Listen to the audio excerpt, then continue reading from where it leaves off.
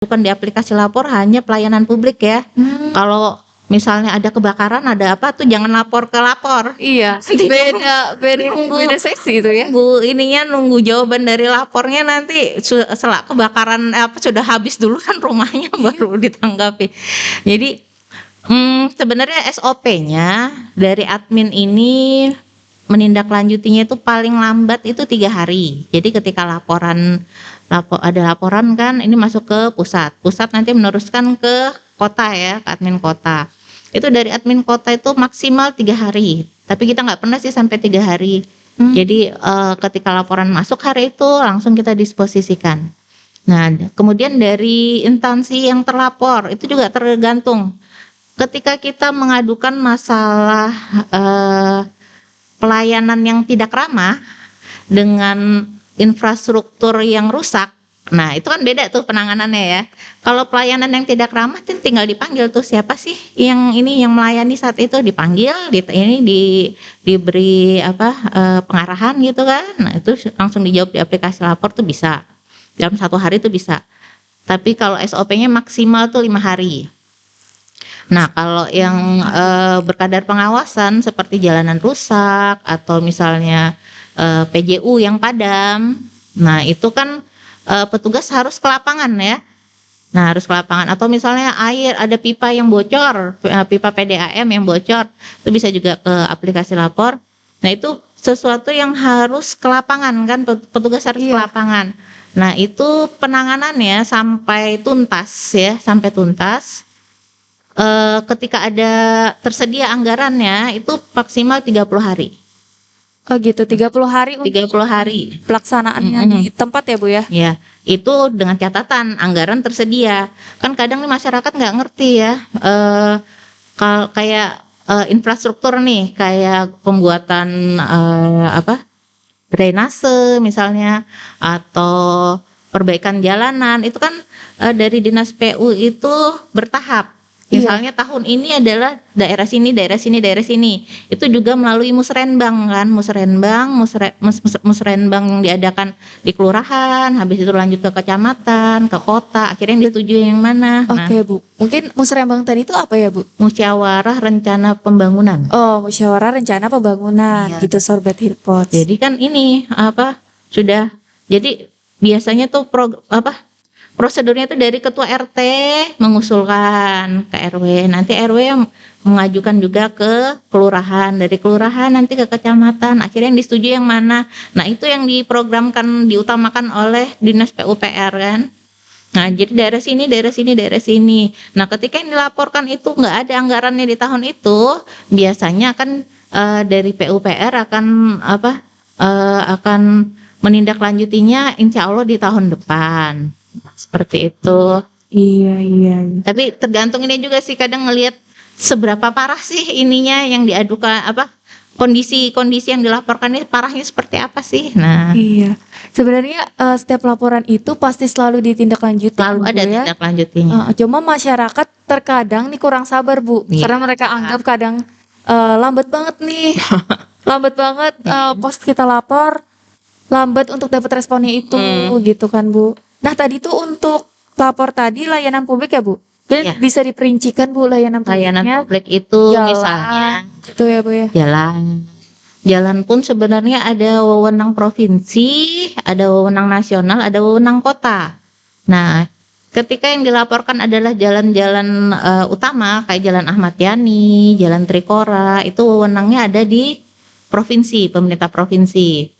Nah kalau jadi ketika yang dilaporkan ada jalanan utama ya, kayak Jalan Ahmad Yani atau Jalan Trikora, maka dari pemerintah Kota Banjarbaru cuman bisa melaporkan ke dinas PUPR Provinsi Kalimantan Selatan karena wewenangnya ada di sana. Nah, terus selain jalan itu PJU juga sama, ketika PJU yang dilaporkan itu ada di jalan utama kayak Ahmad Yani atau Trikora, itu wewenangnya ada di provinsi. Tapi kalau misalnya yang dilaporkan adalah PJU yang ada di komplek misalnya, atau jalan-jalan yang di dalam-dalam tuh Jalan Panglima Batur misalnya, atau Jalan Kemuning yang bukan selain jalan utama ya, itu wewenangnya ada di Pemko Banjarbaru. Terus misalnya administrasi kependudukan nih, ini kok lama banget sih nggak jadi nggak selesai KTP atau sama kakaknya. Nah itu bisa dilaporkan karena itu pelayanan publik. Atau ketika bikin perizinan mau ngurus surat izin apa gitu kan, kok nggak selesai. Atau misalnya pelayanannya kok nggak ramah nih. Nah itu bisa dilaporkan ke Pemko Banjarbaru. Lewat aplikasi lapor gitu.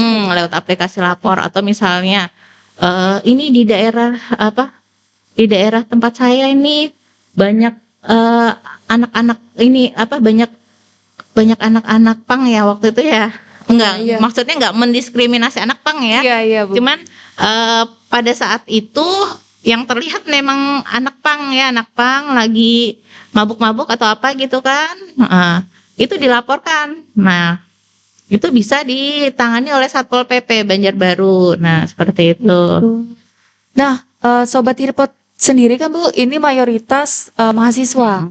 Nah, menurut Ibu apa aja sih Bu yang bisa kami laporkan selaku mahasiswa mahasiswa di sini Bu? Yang paling penting nih Bu. Paling penting apa ya? Kalau mahasiswa kaitannya mungkin sama ini ya, sama kampusnya ya, itu bisa dilaporkan. Jadi semua di bawah Kemenrisdikti ya, itu sudah terhubung juga sama aplikasi lapor. Jadi bisa saja misalnya fasilitasnya yang kurang atau mungkin cara menyampaikan, tapi itu terlalu ini sih ya. Terlalu Ya, Bu. terlalu ini. Fasilitas umum. Jadi disarankan nih ya, mahasiswa tuh kan sebenarnya warga juga ya, harusnya lebih kritis ya.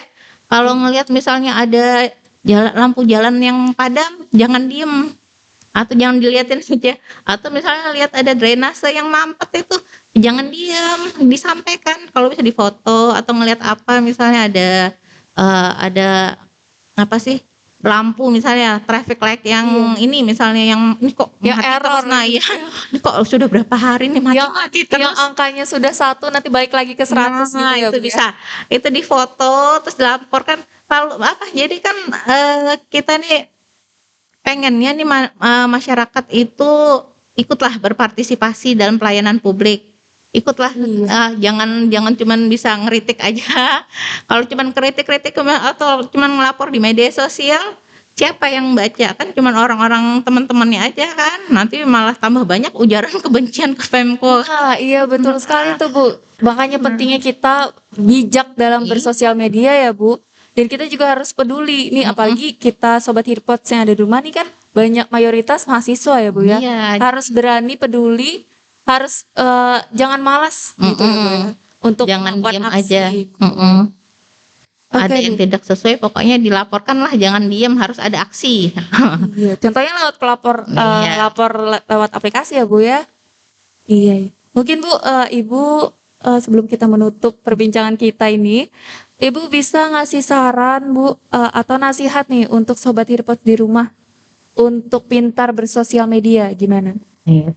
Jadi intinya kalau zaman dulu itu kan mulutmu harimaumu ya kayak gitu ya. Iya, itu sering banget sih Bu saya dengar. Itu zaman dulu. Kalau sekarang nih jarimu harimaumu. Jadi hati-hati. Ketika kita menggunakan media sosial itu hati-hati, dipikirin betul-betul kalau kita nulis ini nanti dampaknya seperti apa sih? Kalau kita nge-share berita ini benar apa enggak sih? Nah, seperti itu. Jadi jarimu harimaumu, hati-hati dipikirkan benar-benar. Dampaknya ke masyarakat seperti apa, dampak ke diri sendiri seperti apa, dampak ke orang yang kita bicarakan itu seperti apa. Nah, benar-benar karena apapun yang kita sampaikan, kalau dalam Islam ya, dalam Islam kan pasti nanti balik lagi ya, semuanya pasti akan dipertanggungjawabkan. Nah, entah itu ucapan, kalau di media sosial, kalau di YouTube ya ucapan ya. Nih ini juga nih kan Iya benar. ucapan. Nah, tapi kalau ketika yang sifatnya tulisan kayak Facebook, kalau IG kan, nah itu ya benar-benar dipikirkan benar-benar, hati-hati menggunakan jari ini. Iya, jadi jaringmu adalah harimaumu sekarang Ini ya Bu adalah ya. harimaumu. Oke, nah udah dengar kan Sobat Earpod di rumah? Kita tadi sudah banyak nih berbincang-bincang dengan Ibu Titik. Jadi ngenambah pengetahuan dan juga cara kita untuk pintar bersosial media ya Bu ya. Nah, saya mau ucapin terima kasih dulu Bu. Terima kasih banyak pada Ibu yang sudah mau berhadir untuk kita berbincang-bincang di sini ya Bu. Oke, di sini saya Devi pamit undur diri. Sampai jumpa Sobat Earpods di episode Earpods selanjutnya.